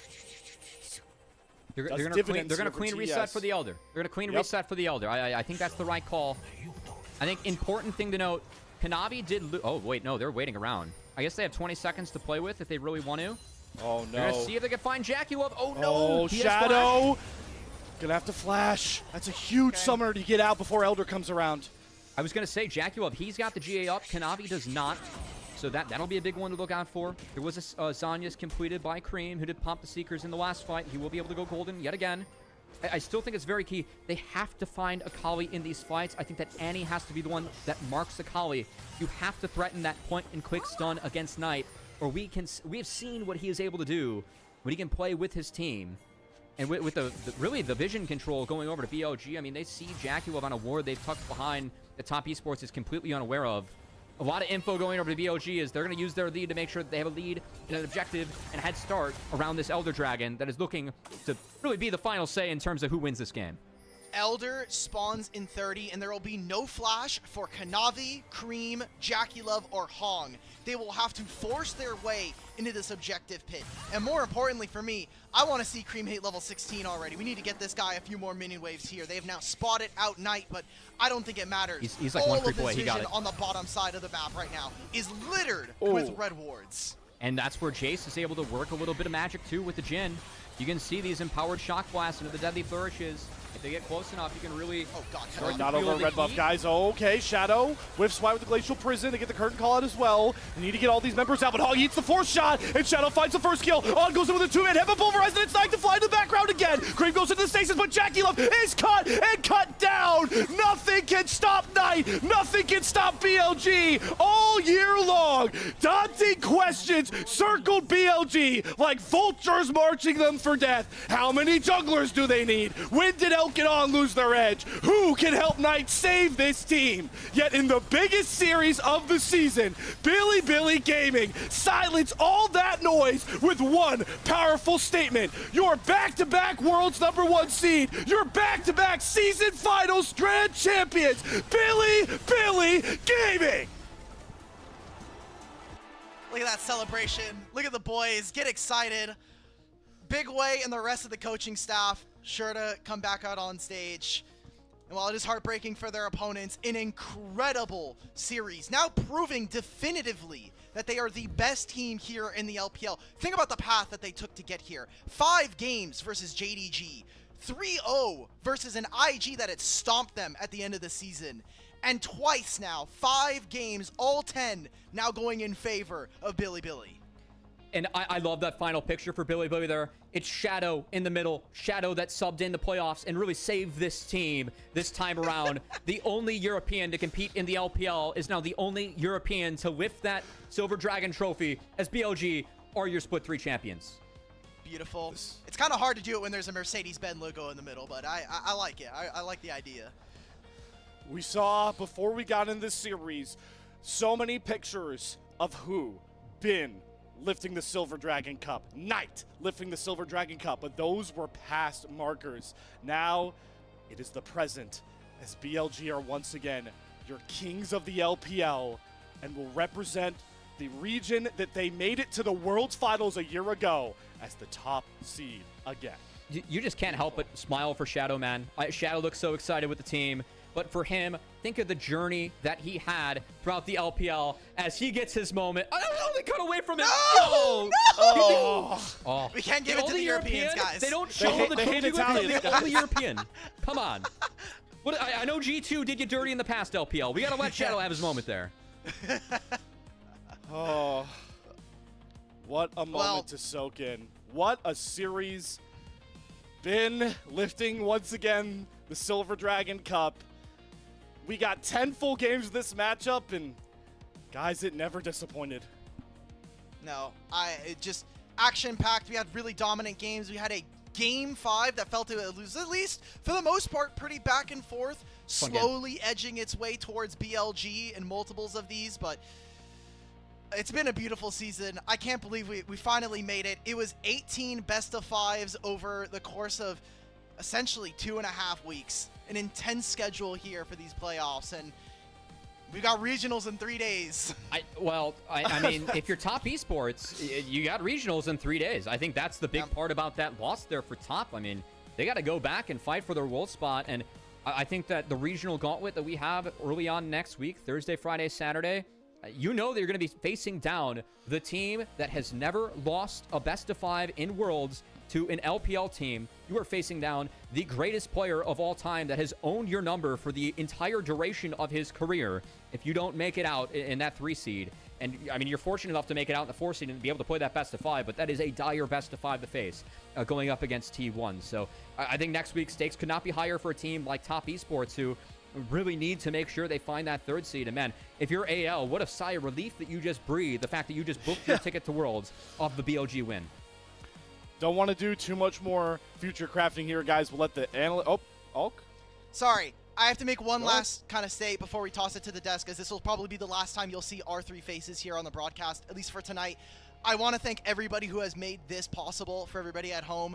We'll probably get through a lot of the MVPs and stuff afterwards. I'm sorry for everybody at the desk, but it has been a long year here at the LPL. We started in Demacia Cup in December. It has been 10 months of us being able to run this broadcast, and it is only possible because of fans like you at home giving us the support, whether it is a single view, a comment in one of the streams, for making this at all a thing. We were able to go to MSI. We got 18 interviews, both in LPL and in MSI. We have a giveaway that we're still trying to get through. 843 games since Demacia Cup started. 5,500 followers on Twitter.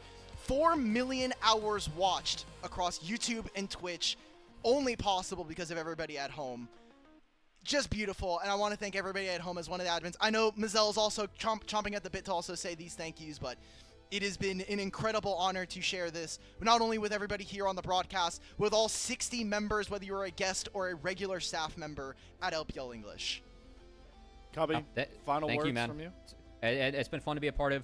I just cannot emphasize how cool it is for Shadow to win this. Again, the only European to play in the LPL has now won on a team like BLG. With I think Shadow doing it in a way that he has always done it. It's been an up and down career for Shadow. The fact that he wins the finals where he doesn't play all 5 games, I feel like is somewhat appropriate for him. But that game 5, it was Shadow Sejuani overcoming Kanavi's Lee Sin, one of the best junglers that we have in the LPL, and someone that I feel like really had the number of BLG throughout a lot of the games. It was Shadow who closed the door on Kanavi and Top Esports in game 5 in both series. And I feel like that, man, that guy deserves the world. It was cool seeing him lift the trophy in my head, since they didn't show it on broadcast, but no. Everything else said, Elk is great, and it's been a pleasure to be a part of this broadcast for the year and share the finals with you guys, so thank you so much. It has been the greatest year I could have ever asked for as a caster, signing on to this, working with people I've looked up to for so long in this journey, and I could not be more happy and proud of our team to have brought you an amazing grand finals. One more final shout out to all of you at home and our Split 3 champions, Billy Gaming. It'll be the final time you see us three for a little bit, so let's throw it back to our desk to end things off.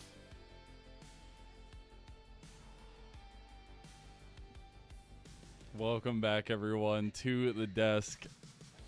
What a way to finish it off. I'm just glad we had a banger back and forth for that last one. I'm glad that it felt like both teams were leaving everything on the field itself. And honestly, it's incredible to crown BLG once again as the champions of the league itself. I'm Azel. I'm joined by K-Man. We got Rude Dude here as well. What a series it was. I want to get you guys' first thoughts. BLG's new championship. Knight's era is continuing here. This decade will be written by his name. And K-Man, first thoughts? First thoughts are, I think it's becoming a lot harder to argue that Knight is the greatest LPL player of all time. I think we are really getting into territory that is dangerous when it comes to him. And whether or not you want to go full in on that or not, like, this is an unbelievable accomplishment for him as a player, and for BLG as an org to go through the turmoil that they went through this year and to be able to come out on top. Truly extraordinary stuff. Yeah, I mean, they've had the 24 dominance and then into 25 where they were struggling back and forth start to finish. It was always a struggle for them to get across the line and to even make it to this final as well. It took them 5 games that they probably, in a 8 out of 10 games they play, those might have lost them, but they made it to the final. They then make it to a best of 5 where they are never once ahead. They never once have that front foot. But in that game number 5, they're able to do what is necessary. They're able to step up and make it work. They even got the new shirts on. I'm digging it. I can't really read what it says. It just says champions, right? And it's just like green. Yeah. It's kind of, I can't tell what the theme is, but hey, maybe it's a little bit of a teaser to Worlds theming here. It's grasp. It's literally grasp, like grabbing the championship. Oh, that's kind of cool. That's cool. That's kind of cool, actually. All right, I appreciate that. They'll be going through the interviews here, I'm sure. I know we had grabbed a couple clips that we wanted to talk about, if we don't mind going over some of those, unless we think they're going to be doing the MVP here very shortly. But I do find it interesting when we look at the way that this game handled that. And there was a lot of us, thinking like, oh, what are you doing, Top Esports? There's so many moments in these, but the fight was still there, Rude. Yeah, and honestly, like, looking at how close these fights are, you really just start to think, like, if one of these fights had gone just slightly differently, then the entire game could have been skewed in a different way. Like, Top Esports could have very easily just very slightly came out on top of this fight, and then that entirely changes the projection of this game. And then this dive on the top side, we were laughing at the time because it looked like this wasn't going to be as close a game as it was. But looking back at this again, if that fight goes just even a slight bit better, the entire complexion of the game changes. It's truly unbelievable how much this game was on a knife's edge, and you're absolutely right, Rude. Like, this is one of those plays where, you look at it and you see 4 ultimates go wide from both sides and just see chaos happening, a bad dive and all of that, and you're going, it's a game 5, like, they're nervous. That could have been the play. This could have been the play that ended up really changing things. Even before this fight that we got, Kanavi ends up diving in to try and steal Dragon and ends up immediately dying. There are so many close calls from both of these teams, but all that shows me is that both of them did at least show up here today. They both tried to win. They both went out and left everything out on the Rift, for good or for bad. And, that's all you can really ask for. It's a real shame for Top Esports, but you gotta be excited for BLG. My heart was racing at so many of those moments. Seeing the gunslingers go at it, Jackie Love getting picked off by Elk a couple times, but I think if there was one person that stood up in so many of these fights, and I don't know if we have that clip here for maybe get it if he gets the MVP itself, but Knight was 1v9ing people, and not in this moment. He got picked, he's dead. All right, but in a lot of moments, like especially that topside fight, like it just feels unsurmountable, and I think in those kinds of situations you're lacking some of the coordination to deal with somebody in that kind of position. And you can see even in moments like this, like Elk is the one that gets the dragon in all of this. Like, that is absolute insanity, K-Man. It should never happen. I mean, all due respect to the way that this setup happened. No Jin slander here, all right? Yeah, sorry. I'll back off the heat. No, don't want no flame. You know, Elk is the best player alive. That's what we're looking for here. After this fight, BLG has the game over. This looks completely done and dusted. And then all of a sudden, a massive engage from Hong that looks like it changes the entire game. And who is it that ends up coming to BLG's rescue? Their hero, their knight in shining armor, who's able to get behind enemy lines and just make everything work. It's this play. It just blows everything back open for BLG. It's what you want to see out of the best player in the LPL. And, you know, we as a broadcast named him back-to-back MVP in both Split 2 and Split 3. I think he proved why here today. I know I was talking a little bit earlier about the memes of, oh, you lost to Shanks in Split 2. Are you going to lose to Cream here too? He takes Cream's champion, which honestly is a bar of execution that every mid laner needs to be able to play in LPL, is the Akali. But he literally takes that away in game number 5 and comes up in such a big performance. I think it speaks heads and above of what he's been able to do, especially this year. I know we named him our LPL English unofficial MVP of the split itself, and in a lot of ways he paid that off. I do wonder, I mean, we're going to be getting to the MVP conversation. Is it just clearly Knight above all? Is there any other conversations that are likely to be had here? Start with you, Rude. No, there are not, I'm afraid. This guy got MVP for game 1 that they won, game 2 that they won, and then in game number 3 he's like single-handedly saving plays time and time again. If this guy's not your finals MVP, then something has gone criminally wrong, right? I know on the broadcast we've had many a little joke sort of laughing at people getting robbed, but it would be an absolute disaster if Knight doesn't get the finals MVP in this situation, because honestly his performance was crazy throughout, right? He got the first 2 wins off of his own performance, one of them being Galio of all champions. Like, it's just deserved. It truly is. I do wonder, there's a couple plays in this package that are just like, oh my god. Like, I'm glad we saw the live learning of Cream on how to play his champion correctly. It was really nice to see in a grand finals. We look back to last year, we had On learning how to play Bard in a grand finals, as Alk had mentioned earlier, going 0-9 and still winning the game.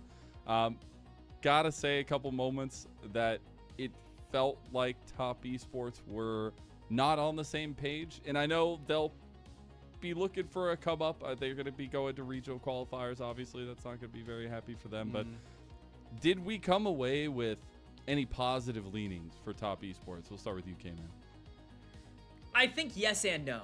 I think the things that Top Esports are really good at, they are really good at. Like, they genuinely play early games well. They are a team that if you can give them the right scenario, and if they're not playing scared like they did in this game, they can open things up. We've seen it against all levels of competition here in the LPL. It's something that is truly a strength for this team. Their hands are genuinely very good. We even saw it with players like Jackie Love and 369 at times in this game on the Aatrox, where, you know, plays where it kind of felt doomed. The bottom fight around Otacon, like they needed to pull that back out. They were able to do it, but there's so many things that they need to clean up, and really it just comes down to consistency for them. Do I think that they have the talent to make Worlds? Yes, absolutely, and I think they showed that here today. So. But yeah, I certainly hope so. But you gotta hope that they can start reaching for higher than that. And I think for me, it's you know, we talk about the consistency, the solo laners that honestly in this series did manage to step up for Top Esports, Cream in particular, with 2 MVPs out of their 2 wins. So certainly a player to keep your eye on going forward. But also now that Top Esports have got to go into this regional qualifier, they've got obviously a very, very tricky set of series on their shoulders. But they should still go into this as the favourites, and I think that forcing the champions to 5 games speaks to how strong they actually are as a team. That even in this game number 5, there were instances like Hong finding this big pot blossom that makes you think that they might just even have a little bit, felt like they had a bit of plot armor almost, that they were just going to win despite that. But it was a mammoth performance from BLG and from, you know, our man in the mid lane to make sure that that armor was penetrated, really. And I feel like there's part of me that Top Esports are not going to come away with very happy, obviously losing, but losing 2 times to BLG in 2 5-game series, like, that's got to feel really bad. It's bringing back some of the big brother energy that BLG had faced against JDG in those cases, just in this one split, obviously. But I do wonder if that affects them moving forward. They are going to be in the upper bracket of the qualification in regionals, so that'll feel good. They'll have 2 lives at least to get that qualification moving forward. But it definitely feels a little bit bad for Top Esports themselves, as we do see. We'll be taking a look at those qualification points here now, as AL do end up squeaking in. Yeah. We have our 4 set for the regional qualifiers. I'm sure we'll get a bracket of that going a little bit later on once the LPL site updates it. Yeah, important to remember. We have now got AL auto qualifying, as we're getting pointed out for shout out to our producer Kai once again, making sure that it is crystal clear. Top Esports versus IG going to be the great duo that go up and looks to see if they can secure their spots at Worlds. JDG and Weibo battling their way through that lower bracket, going to be seeing if they can cause an upset. Any thoughts, Cayman? I think the most interesting thing for me is that the 2 best teams from the regular season in Split 3 will only one will have the shot to go to Worlds as at the very least a 3 seed. I mean, that's insane, right? Top Esports and Invictus Gaming coming out as the 1 and 2 seeds in the playoffs. They are the 2 teams that have to face off against each other in that upper bracket. Yep. Nothing is guaranteed here in the LPL. You can never count out any underdog in terms of these regional qualifiers. It's 2 best of 5s. Anything can happen.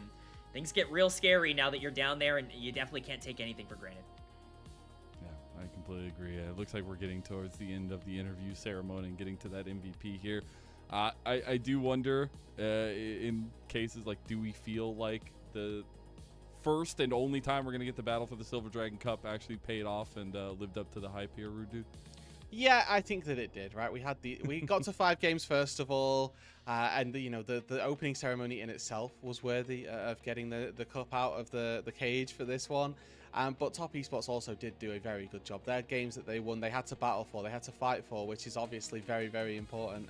And looking at what Billy did to come back into this series, again, only deserving of the Silver Dragon Cup. I do believe we're getting to the announcement here very shortly, as we're going to be giving away who is the MVP here. Obviously, you get the cool medallion. We've seen Knight handle that thing so many times, and it looks like it might be a little bit of going through the potential candidates on the MVP here, as we do every year. Even Beichuan getting in. Okay. Good for okay, Beichuan. get 1 game and you're in the conversation. Let's go. Can't leave him out. Came in, lost 1 game. He's in the conversation for MVP for the series. But was he not the most important piece? That is how BLG win games. They literally lose game 1. They sacrifice somebody in the backstage, and then they win the series. That's literally happened multiple times now. 3 times, I believe, in a row. Yeah, you gotta say at this point that whoever the jungler that starts the series with BLG is their most important player. No matter what ends up happening, that's the player that dictates the rest of the series. Do they stay in? Do they sub out? That's really going to showcase. Exactly. I only look at the box score and what ends up happening on the end. Nothing else matters to me. Hey, BLG won again. They subbed out their jungler. Obviously a lot of nuance there, but finals MVP it has coming to go. The golden left hand once again will claim finals MVP. I loved it. We saw he was so expressive. He was so emotional in this series. And that's not something we get all the time. We do get it from Knight. He's kind of a dorky guy. I love to see it. But he was popping off, man, especially in the earlier parts of that series. I think it's so nice, so fitting. And I tweeted it, like, this decade has literally been marked by this man. The history of the LPL will forever be written by Knight in this new era. And we're moving forward from the legacies old, from the 2010s, the legacies of Clearlove. We are fully moving past that now. And I don't know who can top Knight, at least. He is the best player that the LPL has produced. Period. I mean, we don't need to say anything more on that. It is just a case that there's not particularly a discussion, unfortunately, for other players, and that Knight just takes that crown. It really is just, it's Knight's world. It's Knight's world, and we're living in it right now. I mean, we already were talking about him as the player that really carried BLG through the tumultuous regular season. For him to come out and have this finals performance, I think if there was ever a question about who the guy in the LPL is, who the face of the league, the main character, the player you want leading the charge with the flag is, Knight answered that here today. I I gotta figure out how he's gonna find space for all those trophies, man. Like, it's gotta be all over the place. That room's gotta be incredible. Kai, if you do me a favor here, we're gonna do some live editing. We're gonna go ahead and bring up the stuffed night graphic, and we're gonna update it because I think it's time. I think we're gonna get some drawing on there. Yeah. And your art is gonna be beautiful. We're gonna fix this. We need to fix this. We need to add one more to the finals MVP. One more to the finals MVP. So cross out the 5x and put in 6. And then put 6 next to the LPL champ section too. And then that'll be updated. We'll be good to go. And my gosh, exclusively even the matching now, color. The most winningest of mid laners, Literally. right? The most winningest player. Yeah. 6. We got it. Look at that 6. Look at the 6. Easy peasy. We got Kai getting everything going for us. No, it's 6. It's 6. Put the little thing. Bam. There we go. Perfect. Let's go. All right. No problems. Now, he might be demonic Perfect. if he gets one more 6P of some sort. It's gonna be a while. He needs to get a lot more LPL MVPs. Well, we could not take win away anymore. Mazel, we could just take away one of his first teams, all pros, and then that would work. True. It'll be fine. It'll be fine. Can we retcon that somebody else was better than him for a first team all pro at some stage in the year, so you got it? I'm That's sure the easy we way could. to do it. We're the At some unofficial point. broadcast. We could talk about it for sure. True. I think they're going to be going through a little bit here. I don't know if we want to go back and watch some of those night highlights, but we saw most of it in our package there itself. Let's just see if it gets boring. We'll move forward with it. We'll talk about other stuff, but I still think like some of these moments are insane. You even like it's not just the Akali game, right? It's the fact that when BLG won, they dumpstered top esports, right? Like game 2 and 4 was not even close, K-Man. It really wasn't. And I think that's the most impressive thing is that we know without a shadow of a doubt at this point that BLG absolutely can win games dominantly. That it's there, it's within them. Top Esports is a good team. We just spent a ton of time talking about the things that TES do really well. BLG can show up and dominate and beat people based off of the way that they play the early game. And if you can get Knight into a good position, if you can get Elk into a good position, you are looking at one of the scariest teams in the world. Yeah. I would go through all those clips. We've seen most of them before. It's just going back to the whole series itself, which is a little bit of memory lane, but it's more so important to maybe talk about the repercussions of this. I know we've already talked about it a little bit here, but our next matchups that we're going to see, and it's going to be in a couple days of time, is going to be that Top Esports versus IG matchup. Then we'll have that JDG Weibo matchup in the lower bracket, which it's crazy. We get that matchup again, which, is funny in its own right. We'll see if JDG can do better and, come out with another win over Weibo themselves. But this time I feel like it's a little bit more important. The differentiation between those two setups is that Top Esports and IG will have a second life. JDG and Weibo do not. I am so sad that we can't send all 6 teams to Worlds. We aren't even sending 4 this year. We're only sending 3. And the fact that a lot of these big names are going to be left out of that conversation is an important factor to think about, Rude. Yeah, it's certainly one of those things that is incredibly important because the play-in stage is going to pretty much... we will send 4, but then the 4th seed There's a potential for it not to be there. Is in the air, right? Like, it's a tricky series for them to get in, and looking at who the LCK 4th seed is going to be, I don't really want to send anybody. They've never lost the Cubby best of said 5. Like, I'm just saying. Like, it's scary, all right? I don't know which one I would have rather be there, Gen G or T1, but it is going to be something to think about a little bit moving forward. But the regional qualifiers is always a very fun time. A lot of big stories, especially from last year with JDG falling just short. I know it's a different roster this time around, but they got to make the run here. K-Man, any thoughts about the regional qualifiers? Really excited to see which upset ends up breaking through. Every year we get something. It's something happens in the regional qualifiers. I don't know what it's going to look like this year. I don't know who that's going to entail, but Top Esports and Invictus Gaming, both of those teams really want to go to Worlds. Weibo has this track record. JDG finished top 4 this split. Like, these are all teams that have a serious case to be considered top 4 and Worlds caliber. Only 2 of them can make it out. Now, I'm going to give one last big shout out, and then we'll get our closing remarks going here, because we got to give one big thank you shout out to all of our Elite Coffee supporters across the board. Aaron Soup, Mung, Forrest Without as well. Pledged financial contributions level up the broadcast on a daily basis. They've been helping all year for a majority of them.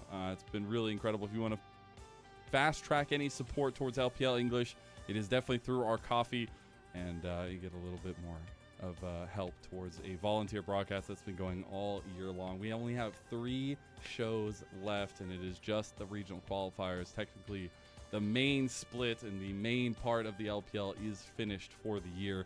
K-Man, thoughts on the year, thoughts on grand finals, thoughts going into regional qualifiers? Let's go ahead and wrap it up. Unbelievable year in the LPL. You can talk about, you know, all these other regions that are potentially getting more hype. All I can say right now is that the LPL is the most fun region to watch in the world. We had 3 different champions across this year, and all of them look really good.